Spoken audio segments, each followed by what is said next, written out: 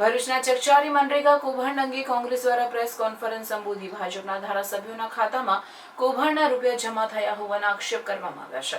સાથે જ પોલીસની તપાસ સામે પણ સવાલ ઊભા કરવામાં આવ્યા છે। ભરૂચના ચકચારી મનરેગા કૌભાંડ અંગે રાજકારણ ગરમાયું છે। સાંસદ મનસુખ વસાવા એજન્સીઓએ કોને કોને પૈસા આપ્યા છે તે તમામ આગેવાનોનું લિસ્ટ તેમની પાસે હોવાના આપેલા નિવેદન બાદ ધારાસભ્ય ચૈતર વસાવાએ પણ ભાજપના જ નેતાઓની સંડોવણીના આક્ષેપ કર્યા હતા।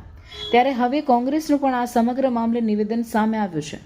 ગુજરાત પ્રદેશ કોંગ્રેસના મહામંત્રી સંદીપ માંગરોલાએ આ અંગે પ્રેસ કોન્ફરન્સ સંબોધી હતી, જેમાં તેઓએ જણાવ્યું હતું કે સાંસદ મનસુખ વસાવા એજન્સીઓએ જે નેતાઓને રૂપિયા આપ્યા છે એ નેતાઓના નામનું લિસ્ટ તાત્કાલિક જાહેર કરે તેવી તેઓ દ્વારા માંગ કરવામાં આવે છે।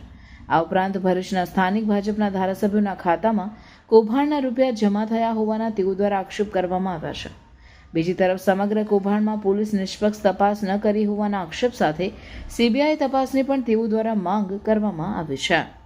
ગ્રામ્ય કક્ષાએ માત્ર જે એજન્સીઓ છે એજન્સીઓ પૂરતો જ આ ભ્રષ્ટાચાર નથી। એજન્સીઓએ તો મોટા પાયે ભ્રષ્ટાચાર કરેલો જ છે, પણ જે લેબર કમ્પોનન્ટ છે અને એની અંદર પણ જે કામો મશીનોથી થયેલા છે એ પણ તમારી જ પાર્ટીના મળતિયાઓએ કરેલા છે અને એની પણ તપાસ થાય તો ચોક્કસ આ જે ભ્રષ્ટાચારનો વ્યાપ જે વધેલો છે અને કરોડો રૂપિયાનો ભ્રષ્ટાચાર છે એ ઉજાગર થશે।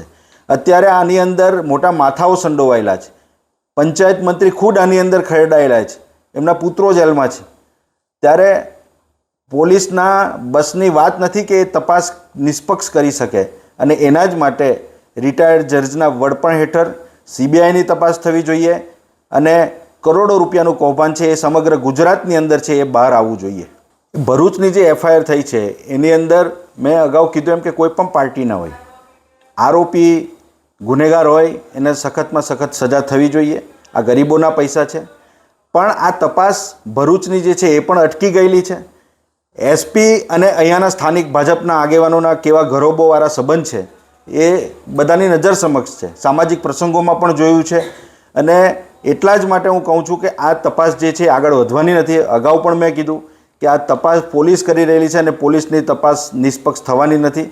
એટલા જ માટે જે ચર્ચાનો વિષય છે અત્યારે કે ભારતીય જનતા પાર્ટીના કેટલાક આગેવાનોના ખાતામાં પણ પૈસા આવેલા છે, મને તો ત્યાં સુધી કોઈ એકે કીધું છે કે આ વિસ્તારના ભરૂચ જિલ્લાના જે ધારાસભ્યો છે એ ધારાસભ્યશ્રીઓના પૈસા આ ખાતામાં આવ્યા છે અને એના કારણે આ જે સમગ્ર પ્રકરણ છે એના ઉપર પડદો પોલીસે પાડી દીધો છે અને પોલીસ તપાસ આગળ વધારવા માગતી નથી।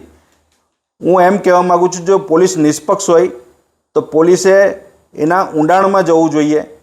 જે લોકોએ મટીરિયલ નાખ્યું છે અને એ મટીરિયલના ખોટા બિલો રજૂ કરી અને પૈસા ઉપાડી લીધા છે ત્યાં સુધીની તપાસ થવી જોઈએ, કારણ કે આ રોયલ્ટીનું મટીરિયલ છે અને રોયલ્ટીવાળું મટીરિયલ એ જીપીએસ સિસ્ટમથી ટ્રેક થયેલું હોય વાહન હાથે એ ખરેખર ત્યાં પહોંચ્યું છે કે કેમ એ પણ ખાણ ખનિજ વિભાગમાંથી એના રિપોર્ટ મંગાવવામાં આવે તો ચોક્કસપણે આ કૌભાંડ જે છે એ ઉજાગર થશે। પણ મને દુઃખ એ વાતનું છે કે પોલીસ નિષ્પક્ષ તપાસ કરી શકવાની નથી।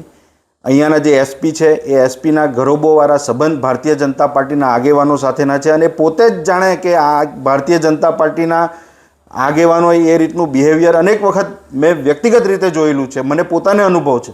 એટલા માટે હું આટલું સ્પષ્ટ રીતે હું આ વાત આજે કરી શકું એમ છું। મેં આપને કીધું કે અહીંયાના છાપાઓમાં અને લોકચર્ચામાં જે નામો બહાર આવેલા છે અને એની તપાસ થવી જોઈએ।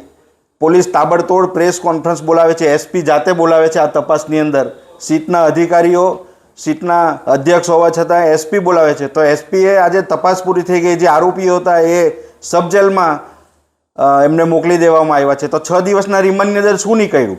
કેમ પોલીસ ચૂપ છે? પોલીસે આજે જ પ્રેસ કોન્ફરન્સ કરવી જોઈએ અને તપાસ ક્યાં પહોંચી છે એની વિગતો જાહેર કરવી જોઈએ।